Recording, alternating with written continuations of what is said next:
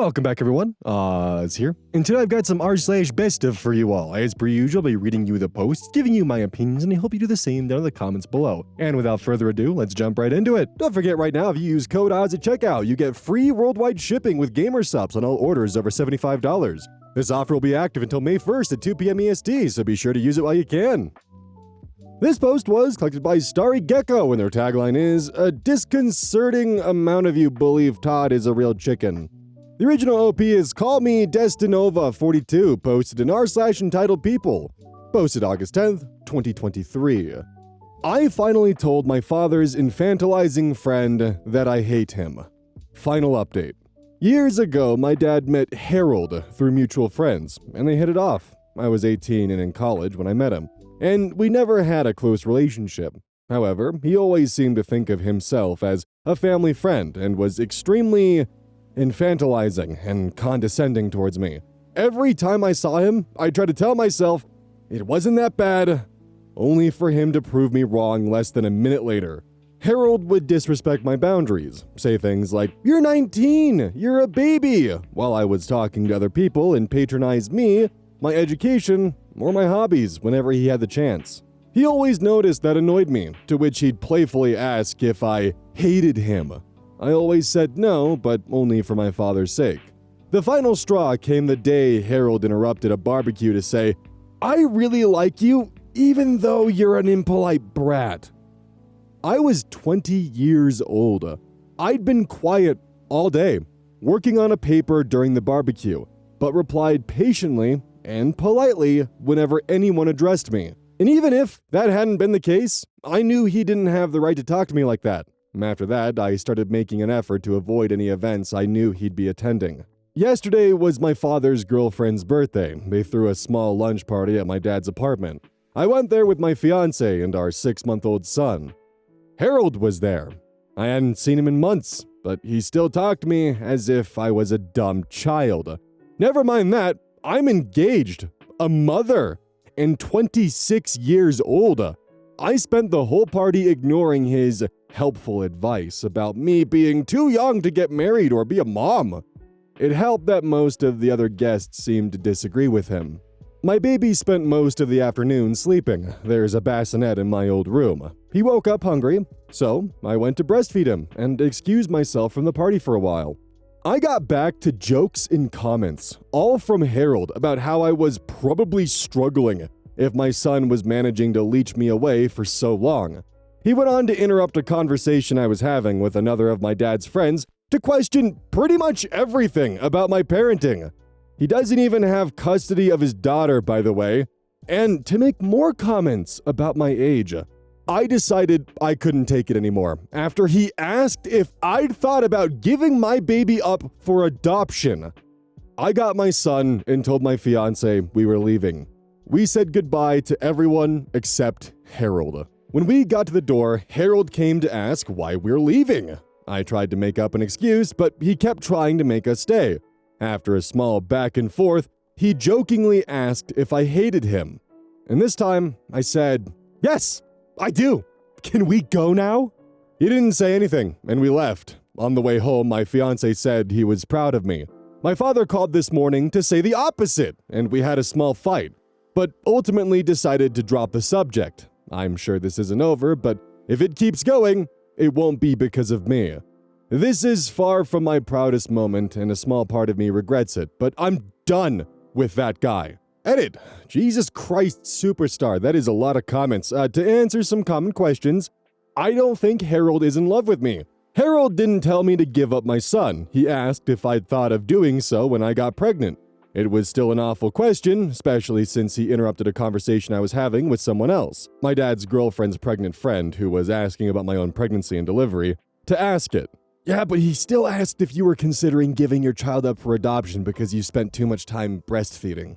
I don't like making a big deal out of things unless necessary. If I'm uncomfortable, I leave. If I don't like someone, I avoid them. It's usually less stressful. The fight between me and my father ended when I told him about the adoption comment. I don't think he gets that's not the only reason I left, but it was definitely what broke the camel's back. I really don't need my father to stop being friends with Harold. He's a grown man, capable of making his own crappy decisions. I never told my dad I hated Harold because I never thought I had to like him in the first place. He's my father's friend, not mine. And I've been distancing myself from Harold since I was 20, meaning I haven't seen him much in the last 6 years. My fiancé was on the other side of the room and wasn't listening to Harold's comments. I filled him in when we got to the car. He's 100% on my side. Relevant comments. Mango Mama 619. Does your dad know this friend suggested you putting up dad's grandchild up for adoption? If not, I'd bring it up with the two of them together at your earliest convenience. Opie responds, it was one of the first things I told him on the phone. It was also part of what ended the fight. The strain comments. Obviously, I have no idea what your dad is like or how your relationship with him is. It's entirely possible that I'm way off base. This is just an outside possibility that would bother me if I were in your situation. Could it be possible that Harold is actually treating you the way he does due to a perception that your father has given him when they're hanging out? I feel like it wouldn't surprise me if, in private, your father says negative things about you with Harold, maybe even saying things like, I think she should have put the baby up for adoption. OP responds, I don't doubt my father talks about me when he's around friends, but I'm sure it's not like that. Many of the stories he tells people happened when I was a child, but that's always made clear right away too. And none of his other friends behave like Harold, so I really don't think that's the case. On Harold's daughter, OP. She's around 10 years old, and I think he sees her once or twice a week. She has a room at his place, or she did, last time I heard, but lives with her mother. Update, August 18th, 2023, 8 days later. Hey guys, I wasn't going to write an update, but I just got some free time and I'd figure I'd fill you in. I'll start by addressing the very frequent assumption that Harold has feelings for me. I really don't think that's the case. His comments always come out as annoying and condescending, but never sexual. But I will say that your comments scared the shit out of me, and the fact that the general consensus was fuck Harold was weirdly heartwarming. I also want to add that while I did regret what I said a little bit, I never doubted I'd done the right thing. I think most of my regret came from the fact that my 8 years of keeping the peace were over. It took some time for the relief to sink in. Truth be told, I've been wanting to do this since the barbecue incident, which was when I went from I don't like that guy to I can't stand that guy. My father called Harold the day after I made my previous post. When confronted about the adoption comment, he tried to twist it as him being genuinely concerned about me being a mom so soon, and that he didn't think I knew what I was doing. He did apologize to my father. I don't buy any of that. The next day, my dad told me about the call. He said I should forgive Harold for what he thought was an honest misunderstanding. He also told me I should apologize too, since I'd overreacted by telling Harold I hated him for such a small reason. Many of Harold's past comments were made with my father close by. It often happened in the middle of conversations with other people, so he'd be too distracted to register them. He also wouldn't notice them most of the time. My dad doesn't pay enough attention to anything that doesn't either concern or anger him, and he'll most likely forget it until he gets angry at something else later anyway. He's like a meth head goldfish. We also have different definitions of what's offensive, so he'd never think they were a big deal. I told my father I wasn't exaggerating when I said I hated Harold, and that the adoption comment was far from being the only reason. I listed most of the condescending treatment and comments I could remember, including the ones from the party. He didn't remember any of them. I made it very clear that I'd hated Harold for years prior to the party, and that I had nothing to apologize for. I then stated that I'm no longer coming to any events Harold is invited to. My father doesn't need to stop being friends with him, or even stop inviting him to stuff, but he can no longer expect me to show up as well. I will ask him beforehand, and if he lies, I will leave. My father called me dramatic, but I pointed out that I've been avoiding Harold for 6 years now, and no one even noticed, so it clearly wasn't a problem. I've only seen him a handful of times since the barbecue incident, and only twice for more than a few minutes. The lunch party last week and another party when I was pregnant. It obviously didn't ruin my father's life. I'm not obliged to like his friends any more than he is to like mine. There was some back and forth, but he agreed to my terms. We spoke yesterday about something else, and he mentioned Harold was upset. I ignored that. I'm not going no contact with my father. Yes, I'm very well aware he's an asshole, and I came really close to cutting ties with him in the last few years. But I ultimately decided it wouldn't really fix anything. Maintaining my relationship with him has gotten a lot easier since I moved out, as we only see each other a couple of times a month. He gets frustrated that I don't call or text much, but doesn't complain about it anymore. I don't see the point in going no contact with someone who no longer has any say in how I live my life. I'd rather just take note of what my father did wrong when I was growing up and then make sure to raise my own kid differently. He's on thin ice though, and has been for some time. He's not allowed to babysit, mostly because I don't trust him to spend more than an hour alone with a baby without falling asleep on the couch. I began pushing for him to start doing therapy back when I got pregnant, and he finally got started back in June. His behavior around me and my younger sister, who still lives between our very divorced parents, has improved a lot since, and I've made it clear to him that he won't be allowed near my son if he stops attending. This is the first time in my life my father has improved his behavior. It's hard to be hopeful, but I'm trying, and if I ever do go no contact with my father, it won't be because of fucking Harold. So that's it. Overall, I'm glad I don't have to deceive anyone anymore. My relationship with my father is rocky, but I won't dwell on it. My main responsibilities are my son, my fiance, and my job, and that's not changing anytime soon. And to those who mentioned Jesus Christ Superstar and Blue Oyster Cult in my last post, has anyone told you you're fucking awesome today? Because you are. Final update, September 11th, 2024. A little over a year later. Hey guys, wow, I can't believe it's been over a year since I last posted about this. I planned on updating some time ago. These past few months, I've been caught up in raising a toddler, getting married, yay, working like crazy, and rewatching Supernatural. Needless to say, I've been busy. Openly avoiding Harold has been working pretty well. My father has been respecting my boundaries. Whenever he invites me and my husband over for lunch or dinner, I ask who else will be there. If Harold's coming, he tells me. He hasn't lied so far and doesn't usually insist when I tell him I'm not coming. Since my last post, I've only seen Harold once, at my dad's birthday party a few months ago. Yes, I knew he'd be there. My father promised he'd tell him not to talk to me.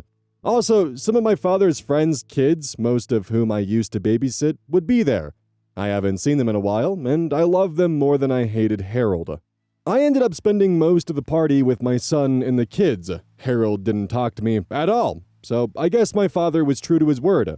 My husband and I did catch him staring at us a couple times, but I decided to ignore it. I caught my husband staring back once, and the walking marshmallow I married actually managed to look threatening.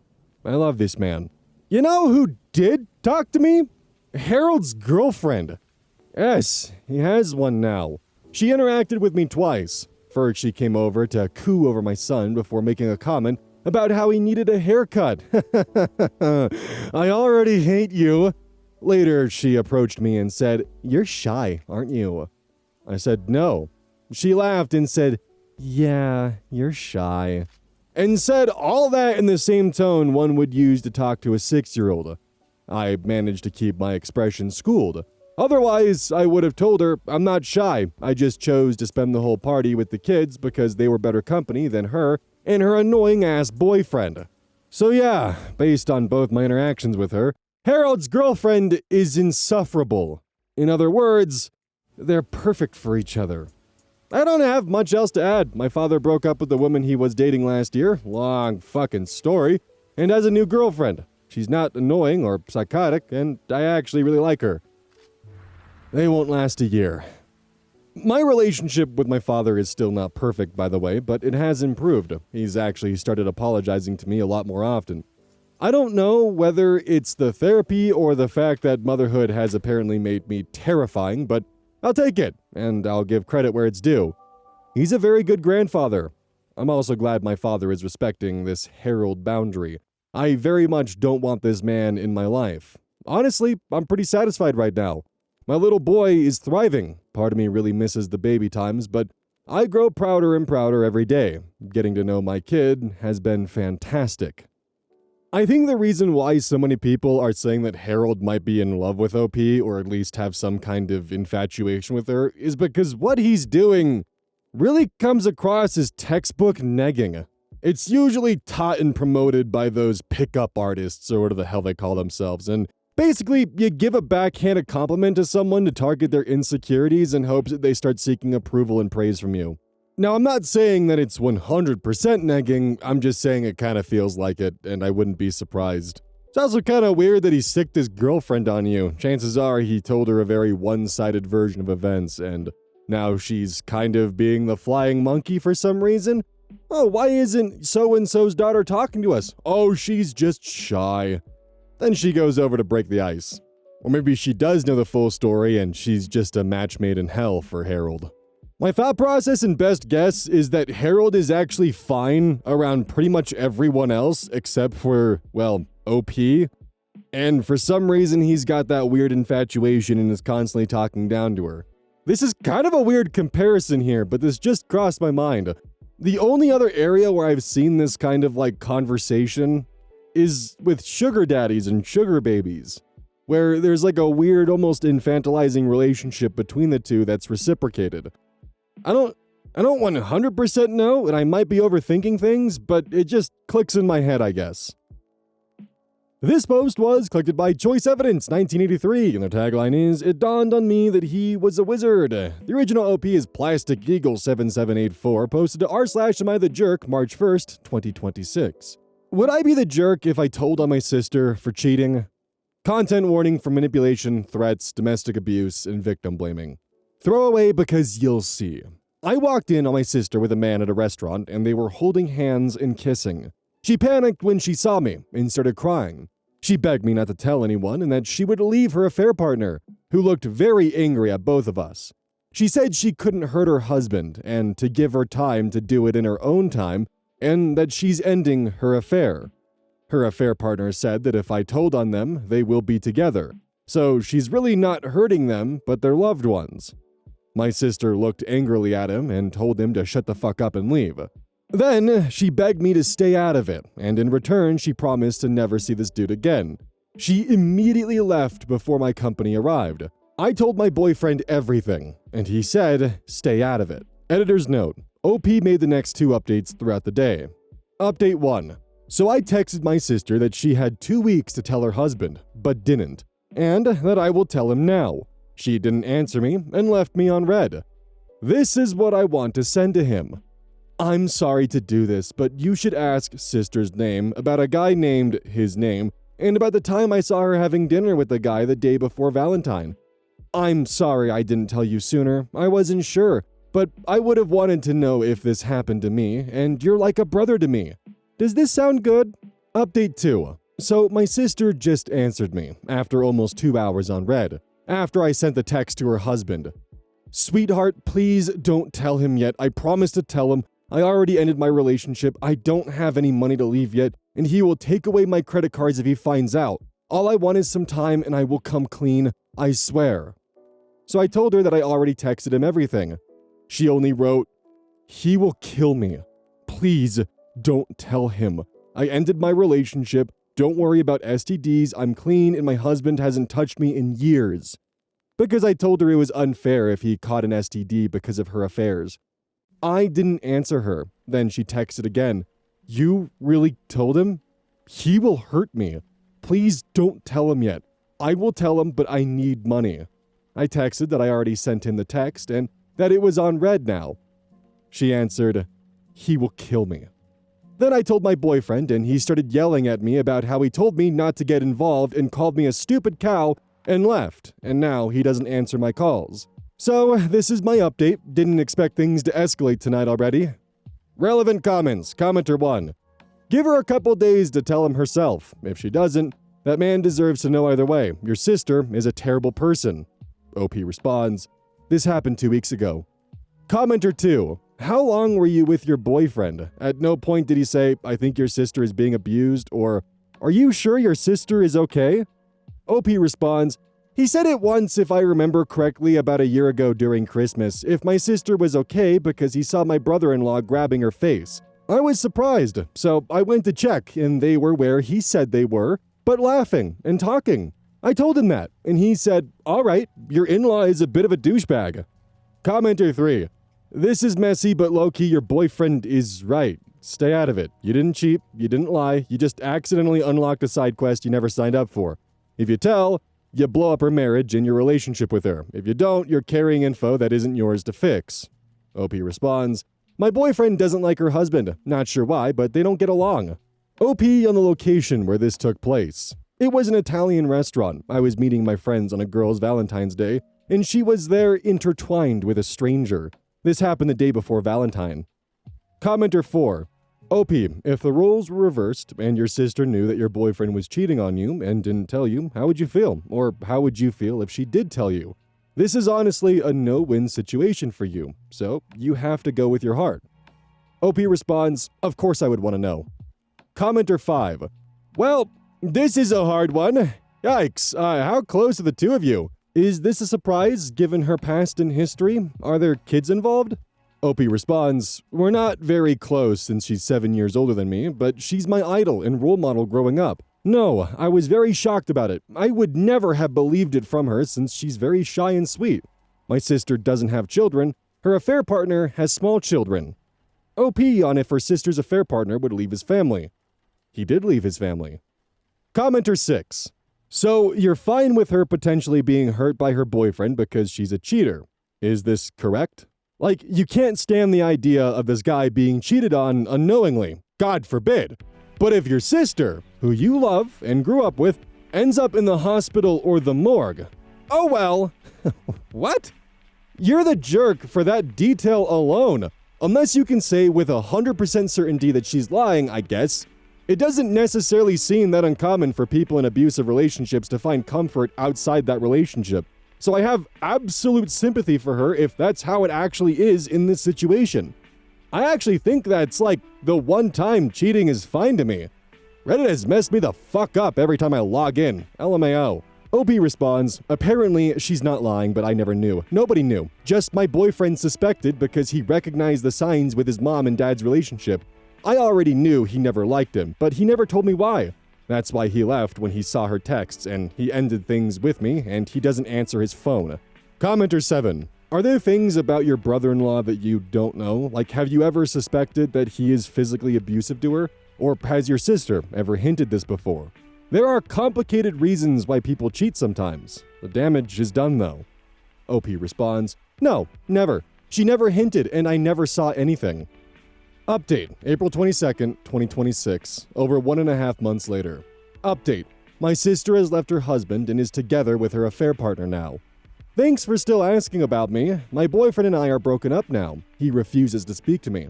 I have not talked to my sister more than once since that happened. I found out that my boyfriend went to my sister's house and arrived 15 minutes before her husband, and apparently it was a good thing according to my sister because he saw my boyfriend and didn't do anything to her, and she packed her stuff and left.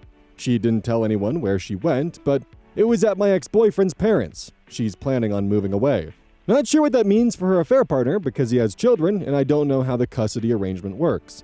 My parents are a bit cold towards me. Told me I should have talked to them, but they seem happy for my sister. I don't feel well about any of this. I lost my boyfriend, whom I still love. I feel very lonely. Relevant comments. Commenter 1. You're blaming everyone else for your actions. You got involved in something that did not concern you, and your liking your sister's husband is not a valid reason for inserting yourself into their private business. People have no idea what goes on in someone else's marriage. Your sister could have been dealing with domestic violence. Her husband may have anger issues. You could have put her in serious danger, all because you didn't want to stay out of her business. I have never known a situation where only one person is to blame. It takes two people to keep a relationship going, and the same two people to allow it to fall apart. When you get the urge to butt into someone's business again, resist the urge. OP responds, she never said anything about it. Commenter 1 responds, is your comment in reference to domestic violence because 52% of domestic violence victims do not report it, not even to family. Domestic violence victims are groomed by their abusers to not say anything, or it will get worse for them. And they know it's true because reporting it without the financial ability to get to a safe place often leads to death. Over 1,200 women are killed annually by her intimate partner. Over half of all female homicide victims in the United States are killed by a current or former male intimate partner. If your comment is about challenges in their marriage that she didn't tell you about, I have to say, I wouldn't tell you either. You obviously can't mind your own business. I don't see how you can be surprised your boyfriend left you.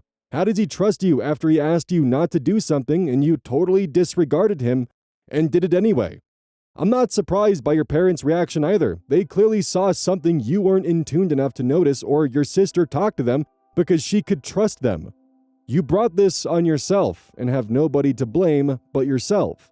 You got your karma when you decided you knew more about your sister's business than she did, and even after being told by your sister that you would be putting her in danger, you did it anyway. Thank goodness your ex-boyfriend was aware enough to go to her house and smart enough to get himself out of a relationship where there is no trust. OP responds, my parents didn't know either. Nobody knew she was in an abusive marriage, and it makes it harder for me to understand why you cheat on someone as violent as her soon-to-be ex is. Very reckless. I wish he told us and left him before starting a relationship with a married man. Commenter 2. It sounds like she was being abused by her husband. I understand wanting to reveal what's happening.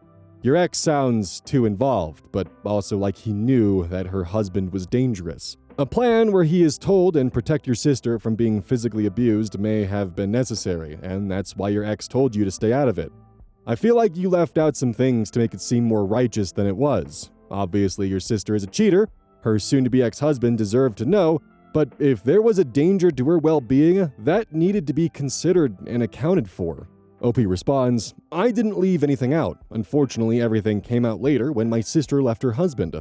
Commenter 3. My interpretation of your initial post was that a year ago, your ex told you he saw something abusive between your sis and husband, and you skipped past that because you didn't see it yourself. Do you consider yourself a perceptive person? Only you can answer that. Like you, I also care deeply about doing the right thing, but if I had any doubt about possible abuse, I wouldn't have sent the text, at least without connecting with her and your parents. Good luck to you. It sounds like you felt you were in an impossible place, but there is a heavy cost, I guess. OP responds, yes, I don't remember all the details now, but he did say that they didn't know someone was watching and her husband had strange demeanor and grabbed her, and she looked scared. Then they noticed my ex-boyfriend and both looked normal again. Commenter 4. Sounds like your ex was too involved in your sister's life. It's one thing for him to want to stay out of it, but another to show up at her place, invite her to stay with his parents and such. Are you sure there was nothing going on between them? OP responds, he isn't. More than he said he recognized his parents' relationship. Now my sister lives with his mom and her husband. Commenter 5. The boyfriend saw the domestic violence OP's sister was being subjected to. Boyfriend's mother was a domestic violence survivor and is helping the sister get out of a horrific situation. Women helping women. OP responds, apparently not only him but his parents too. Well, his mom and stepdad. Apparently he's been telling his mom about my sister and her marriage since he and I met. There's nothing romantic going on, if that's what you're suggesting.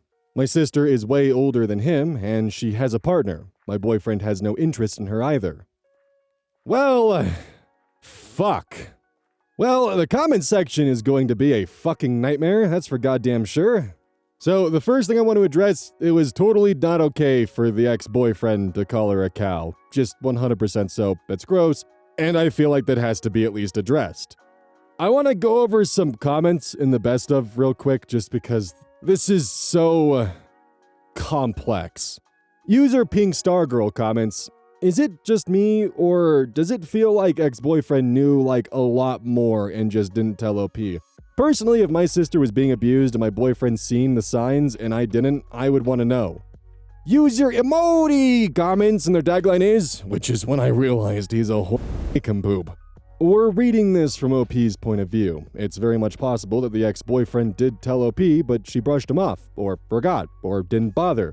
Maybe it's just me, but the general tone of her writing is very dismissive to the whole sister might have been abused by her husband thing. Then again, I am wondering why her ex would have stayed with her if he can't talk to her about important issues such as her sister being a potential victim of domestic violence. I personally would have broken up with OP a long time ago, if that were the case. Piper Pants 2018 comments, yeah, I think the boyfriend reminded her of his suspicions when he told her to stay out of it. Then she ignored him and left that info out on purpose to goad people into giving her the advice she wanted to hear and make herself look less like a villain. I have no proof, obviously. In another comment thread, which definitely has some nuanced conversation that I would like to explore, Velvet TZ comments, everyone's arguing about the cheating, but the real twist is the abuse angle. This was way more complicated than OP realized. User Fuerotzora comments in response, it's spelling or bigotry, you can't have both, is their tagline. I'm generally staunchly anti-cheating, but if you're trying to escape an abusive relationship, honestly, all bets are off, and your highest duty is to get out. If cheating is what takes the blinders from your eyes or gives you access to the help you need, I'm not gonna condemn you. I have a friend who escaped abuse that way. No one knew he was being abused until he started getting a little too close with a mutual friend and started talking about his marriage. I was stunned at what he was going through and told the mutual friend, fuck it, I don't like cheating, but I despise abuse. And this was clearly the only way he would ever be able to get the strength to leave. There are things you do when you're in an abusive situation that I don't think you'd ever do in normal circumstances. Think battered women syndrome. And I don't think we can apply the same moral standards. User Istara comments, I think once a relationship becomes abusive, all contracts are broken. You owe that abuser nothing, least of all fidelity. If there was abuse in this relationship, then so far as I'm concerned, the sister wasn't cheating. She was escaping. In another comment thread, user Raindog2, surrender to the gaycation or be destroyed, is their tagline. Reddit often has a very singular response to cheating. Tell the partner. This is an instructive example of why you shouldn't react with the urgency and recklessness that Reddit prescribes. User STL Hockey Girl responds, but it is weird. Her ex-boyfriend knew but never offered to get out or discussed it again with his actual girlfriend. Her parents are involved and happy for her, but she's living with the ex-boyfriend's parents instead of her own. Her first concern was about her credit cards, not her life. She thought he would kill her, so she stayed waiting at home until ex-boyfriend showed up magically to save the day. User Decent Butterfly 8216 responds, it's weird in a way that's very real. People experiencing abuse don't often have families they can go home to, and their responses aren't logical because distorting reality is a means of coping. OP said her sister should have told someone and escaped, but that's a logical response that completely ignores the psychological consequences of abuse. It's also recommended for people around an abuse victim to be available, not further isolate them by pressuring them to leave. It wouldn't have worked for the boyfriend to get involved before the sister was ready for help. Also, just to further add here, in a situation where you're trying to avoid talking about the domestic violence and fears of being, well, further abused for mentioning it to someone else, you're not going to be quick to talk about that. Instead, you're going to focus on what could be seen as a valid reason. Like, I don't have the finances to escape right now. He's going to take my means of escape away from me. I'm not going to have money to be able to get out of this. So no, it actually does make sense for her to bring up the credit cards first. The biggest problem with this post is that OP has not provided all information, and that is extremely obvious.